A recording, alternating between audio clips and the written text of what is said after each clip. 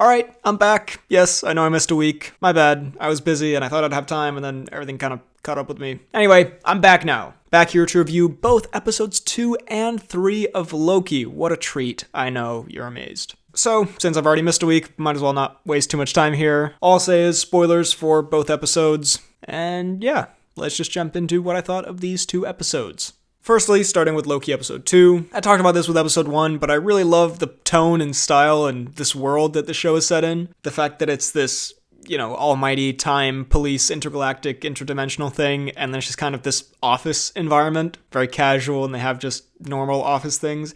It's a very fun, goofy style, and I love it. I also love the sci-fi kind of synth music. It's a bit MCU, it's a bit 50s kind of sci-fi TV show. I love it. It fits the tone perfectly. We get some more of the Loki and Owen Wilson, or should I say Mobius, dynamic. It's still very fun. I enjoy how they play off each other with Loki constantly trying to outsmart him, both in, serious situations, then also just in casual conversation, and his smugness and how Owen Wilson responds kind of nonchalantly, and then also sometimes a bit irritated and then a bit amused and not really falling into his games, and can match him in certain ways in terms of wit. It's a great dynamic. And again, Owen Wilson, so delightful. He's perfect for this character. I really enjoy him. They also have interesting conversations about time and our place and our destiny and those kind of philosophical things that's quite interesting and handled in a fun way. And you can also believe their friendship building. Again, I predict, although after episode 3 the show has taken a bit of a turn where it might not do this as much, but I still think there's going to be like a friendship between them that builds more, and then potentially Owen Wilson is going to die at the end.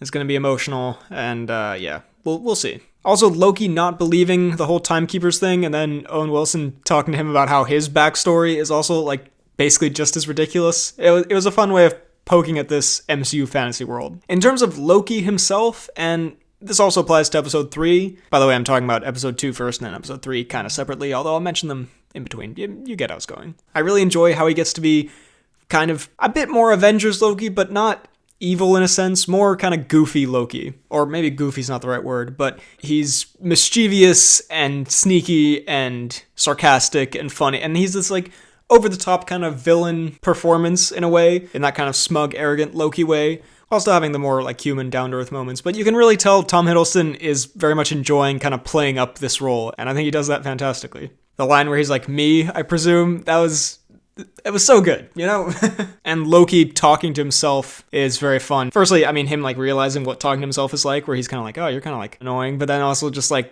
the way they interact, their smiles, the way they have that same style to their conversation. It's fun to watch. I also like that Loki still has his intelligence. He is a little more goofy in this world, but he isn't an idiot. He still does have his intelligent moments. And also just on the fun Loki performance, him shushing that woman, just a delightful moment. In terms of the plot, the apocalypses idea is very interesting. I feel like if you really thought about it, there could be some logical flaws with that idea, but it's a crazy time travel, fantasy thing, so it's fine. It's a fun idea. And it can also lead to, we've seen 2 or 3 ones so far, including episode 3, but we can go to different apocalypses in the MCU. It's a very interesting idea, and it can lead to a lot of cool stuff.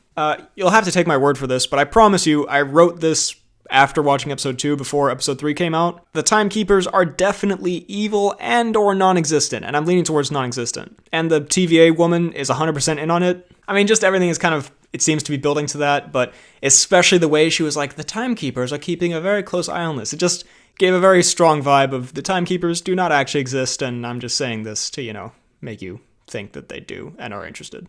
Yeah, I think it's going to be a situation, and of course we have that revelation in episode 3, but just on episode 2, I think it's going to be a situation where she's, and, other people like her in the TVA are trying to keep some kind of control over something in the timeline by doing this, and they basically have made up this whole timekeeper thing, or maybe, not the whole thing, but they've made up that they're still around and caring about this, and, they're their police, in order to maintain some kind of, evil control, and there's probably some master plan behind it all. Yeah, that's where I think it's going. I don't think Owen Wilson is in on it. He might be, but I sincerely doubt it. I think he's going to also find out, and he's going to be like, you lied to me. I was a normal man who likes jet skis, and now I've had to work for you for hundreds of years. And then he's going to get killed, and Loki's going to be sad, and he's going to have a heroic moment. Probably gets a jet ski in heaven that that would be kind of a weird ending. But, that'd be wholesome. I don't know. I think the jet ski thing is going to come back in some way, but I think he's going to, unfortunately, die in the end. So I guess he doesn't get his jet ski at the very end. Oh, well. And yeah, I think the message is going to be very Percy Jackson-esque. I don't know why that's the example I thought of, but I just remember the part where he's like, I choose my own destiny, or whatever. It's going to be like that, where Loki's like, I'm not actually you don't control me, I get to make my own choices.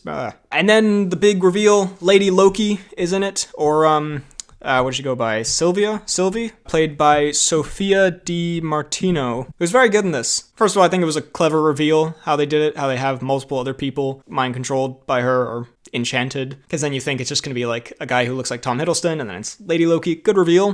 We can talk more about her in episode 3, so I'll just leave it at that for now. It had a very cool ending. Like, it was a very good, exciting setup for the next episode. I feel like occasionally Tafaz lacked that a tiny bit, like where it ended, and I was kind of like, okay.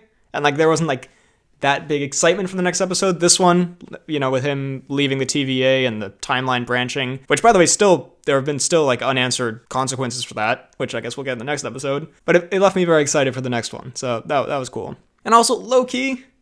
Loki. Didn't even try that. It really sounds like I tried to do that, but I did not, I promise. You kind of almost want this sacred timeline to get, like, bombed. My specific note here that I wrote says, F these lizards who probs don't even exist, trying to keep order. So, that about sums up my thoughts. But yeah, because, the sacred timeline seems like a bit of a evil scheme by these people, and the lizard timekeepers probably don't exist. So, why not? Now, yeah, I think, as we saw in episode 3, Lady Loki is actually not a villain, but more of a anti-hero / probably potentially just an actual hero in the end. Now, just a few miscellaneous notes about episode 2. The song I Need a Hero is used at the start, which automatically bumps us up by 1,000 points in my book, because I love that song, and they did not use the version from Shrek 2, which, is understandable, but that is the best version of that song. But yeah, I just love that moment. I enjoyed the various Loki variants they've arrested over the years. One of them appears to be Lance Armstrong, or just a cyclist in general. That was a fun moment. There's also, I noticed, and I know this might seem like I'm kind of like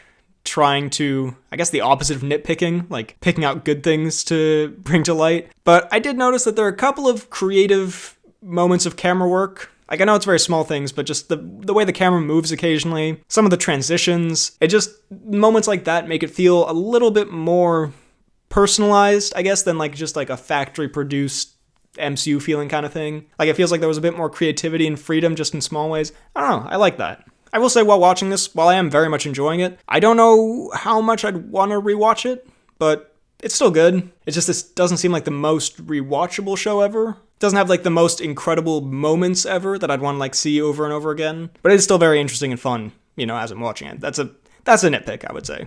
And finally, I appreciate that also it doesn't need like action scenes to keep it interesting throughout. Like, even if it doesn't have that many like big moments that would make me really want to rewatch it, it is kept very interesting on this watch through, definitely, through, the dialogue, the story, the world, the atmosphere. It's very good. And I will say, when they do have the action, it is a little bit slow and clunky in this episode. So yeah, no, but it's good. Great episode. I thoroughly enjoyed it. I hope we do not end up with a clunky WandaVision-esque finale. Although at least it doesn't look like it's going to be Loki versus Loki now, which is good. So, moving on to Loki episode 3. This episode, I also really enjoyed for kind of different reasons.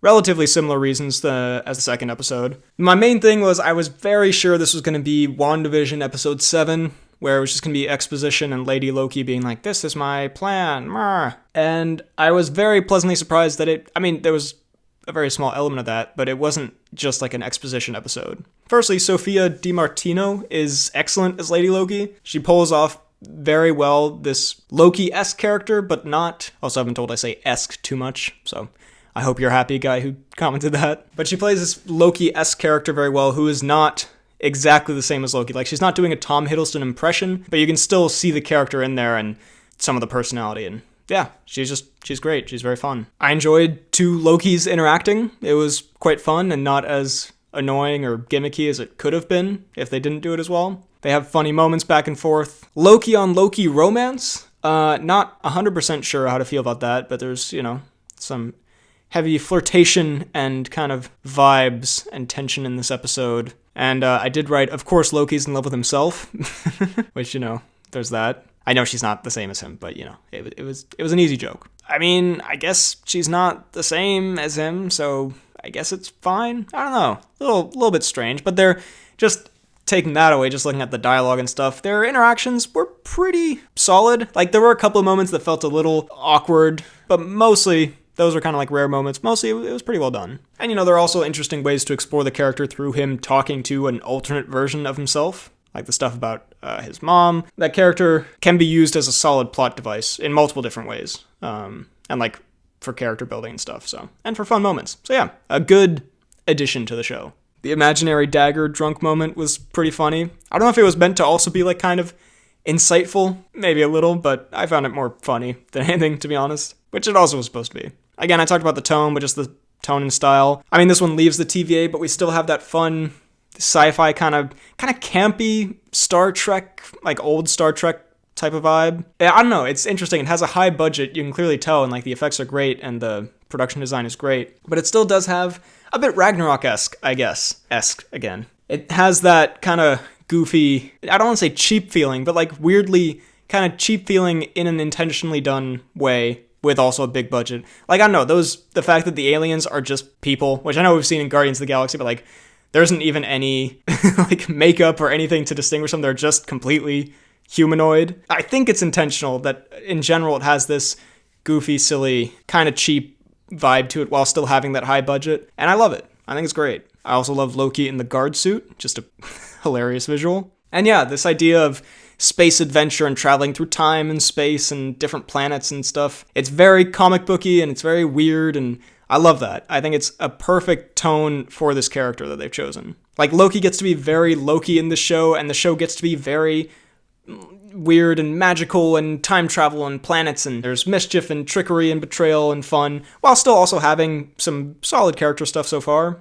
and some interesting concepts explored. I think it's the perfect tone that they chose for the show. The action is a bit better in this episode. The first action scene is a little bit clunky, but the action later on is better. There are some good moments. It does sometimes feel a little bit obligatory. Like, they're kind of like, we have to have an action scene here, and like, let's just kind of film this, and they just kind of do like, I have to say I very much enjoyed seeing Loki using his powers more here, because I feel like we haven't gotten a ton of Loki powers in previous films. They've mentioned like, oh, you turn stuff into a snake, and we get to see a bit more of that here. I mean, I know he's used it a lot, but like more different stuff than just like changing his clothes with magic. And so that being integrated into the action scenes is fun, but some of it is just a bit kind of generic punching. I mean, Loki does a spinning back kick at one point, which is pretty good. Barboza style. But yeah, I mean, that action scene was fine. Great finale one-shot. It's not exactly a one-shot. You can very clearly see where the cuts were hidden. But it's a very good one-shot. And it's, sometimes movies and shows kind of have a one-shot just for the sake of having it. This one,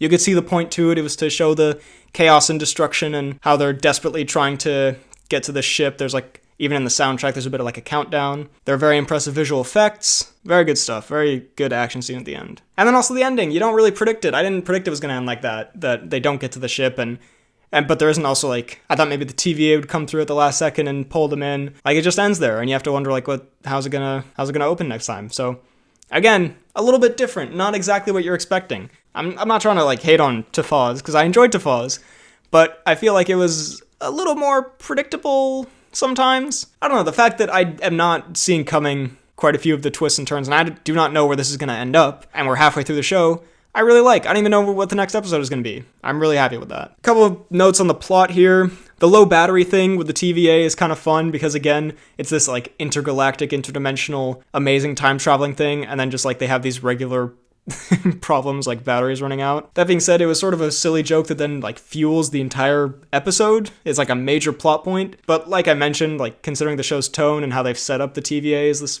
goofy sci-fi office kind of thing, it still works. And then we have the TVA twist at the end, where the people working at the TVA are actually all like real people. They weren't created by the TVA or the Timekeepers, as it was previously said. And yeah, this just lends to my theory that the Timekeepers don't exist, and the TVA basically has kidnapped people through space and time to come work for them and do something bad.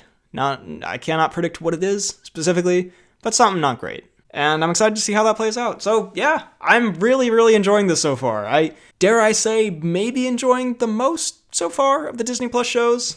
I mean, I was very much enjoying WandaVision at the episode 3 mark, but considering we're halfway done, I don't know, it's more fun, I guess. Again, like I say, I don't see myself really rewatching the show, at least from what we've seen so far, but it's more memorable, I guess, or it sticks out a bit more. It's more unique than Tafaz, which again, I enjoyed, just to be clear. WandaVision started very unique and interesting, and yeah, I've made that point several times already. So, hey, I'm really enjoying this so far, and I genuinely am very curious to see where it goes. I don't know where it goes. I feel like we've seen most of the stuff from the trailer so far. Yeah, I'm very much enjoying it. Also, I would give these episodes... I don't even know what I'd give these episodes. Not everything needs a rating, especially TV episodes, I feel. Like 8.5 is all around, I guess. Like 8.6s and 7s. They're good. I enjoyed them. They have a couple of flaws. I'm really enjoying them. And they're like a bit of a step above from just like, solid, like good. It's good. It's a bit more interesting than that. It's not the craziest thing I've ever seen, but it has a little bit more uniqueness and fun to it than just a baseline of like, yeah, it's solid. So, those are my thoughts on Loki episodes 2 and 3. What are your thoughts on these episodes? Let me know all of your thoughts down below in the comments. While you're at it, be sure to like this video, check out my Instagram and Twitter at BHL_Hudson. Check out this podcast that I do with a friend of mine where we talk about movies, TV shows, a bunch of nonsense. It's called The Poorly Planned Podcast. And subscribe for more videos like the one you just watched. Thanks for watching, and I'll see you next time.